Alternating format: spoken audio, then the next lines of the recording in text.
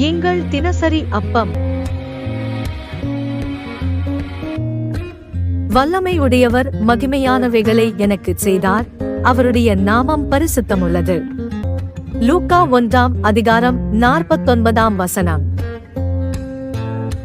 பிரியமானவர்களே, இந்த வார்த்தையை கேட்கிற உங்கள் வாழ்க்கையில் ஆண்டவர் மகிமையான காரியங்களை செய்ய போகிறார். இன்றைக்கு ஒரு சில மனிதர்கள் உங்களுக்கு விரோதமாக எழும்பி உங்களை ஏளனமாய் பேசி உங்களை அவமானப்படுத்தலாம், உங்களை தூற்றலாம். கலங்காதீர்கள், பொறுமையாக இருங்கள். சர்வ வல்லமையுள்ள தேவன் உங்களுக்கு மகிமையானவைகளை செய்ய போகிறார். உங்கள் கண்கள் அதை ஆச்சரியமாய் காணும். பிரியமானவர்களே, இனி ஒருவரும் உங்களுக்கு விரோதமாக இருமாப்புடன் இனி பேச மாட்டார்கள். அவர்கள் வாயில் இருந்து வீம்பு பேச்சு வெளிப்படாது.